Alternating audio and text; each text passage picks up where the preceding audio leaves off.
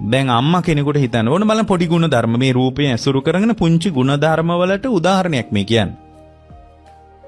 දැන් අම්මට උදේම උයන්ඩ කුස්සියට යනවා. ඒතර කුස්සියට ගිහින් එයා මොකද කරන්නේ? එයා උයනවා කෑම. උයලා ආයෙත් දවල්ට එයා කුස්සියට යනවා. ආයෙත් වළං හොදනවා, පිඟන් හොදනවා, හාල් ගරනවා, හාල් සෝදනවා, උයනවා. එතකොට ඒ උයන එක ඇතුලේ ඔයාලා තුල නඩත්තු වෙන්නේ මොකද්ද? ආත්ම දෘෂ්ටිය.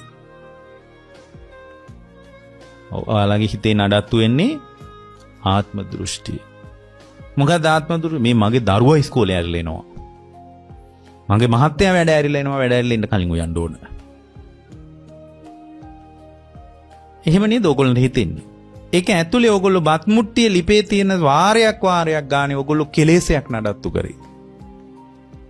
බත් මුට්ටිය ලිපේ තියෙන වාරයක් ගානේ ඔයාලා නඩත්තු කරේ ආත්ම දෘෂ්ටියයි. මගේ දරුවා ගෙදර එන්න කලින් උයන්න ඕන. මගේ දරුවා කණ්ඩ කැමති මේවට. කණ්ඩ අකමැති මේවට. අපේ මහත්තයා කණ්ඩ කැමති මේවට. අපේ මහත්තයා කණ්ඩ කැමති නැති මේවට. ඒ නිසා මහත්තයා එන්න කලින් උයලා තියන්න ඕන. මේ කෑම ටික දැක්කොත් නම් අපේ මහත්තයා ගොඩාක් සතුටු වෙයි. කියා ඔයගොල්ලෝ හිත කාටවත් නොකියුවට හිත තමයි ඕගොල්ලෝ කුසිය උයන්නේ. එහෙනම් ඕගොල්ලෝ මේ හිතන එක ඇතුලේ ආත්ම දෘෂ්ටිය නේද කෙලස් නේද නඩත්තු කලේ කියලාවත් අපි දන්නේ නැහනේ.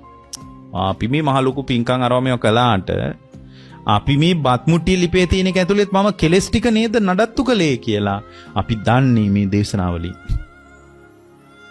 අපිට තේරෙන්නේ එතන මේ අදහස ඔළුවේ තිබ්බට පස්සේ බත් මුට්ටිය ලිපේ තියෙනකොට කෙලෙසින් නඩත්තු වෙනව නේද කියලා දකිනවා. අන්න ඒ දකින්න එක කුසලයේ. බලන්න කුසලයට ලැබිච්ච අනුබලයේ කොච්චර වටිනා එකක්ද. දැන් මේ දේශනාවට අනුව මේ පොඩි ස්වල්ප ගුණ ධර්ම සහ මහා ගුණ ධර්ම කියලා. දැන් මහා ගුණ ධර්ම කියන්නේ රූපේ අනුපස්සන කරන්න පුළුවන් හැකියාවනේ. ඒක අපි පස්සේ කතා කරන්න එක. ස්වල්ප ගුණ ධර්ම කියලා කියන්නේ රූපේ ඇසුරු කරගෙන පොඩි ගුණ ධර්ම. මොනවාද ස්වල්ප ගුණ ධර්ම? එයා බත් මුට්ටිය උයන්න යනකොට ආත්ම දෘෂ්ටියට අවකාශය නැතුව ඉන්න බලනවා. ඒ බත් මුට්ටිය ලිපේ තියෙනකොට මෙහෙම හිතන්නේ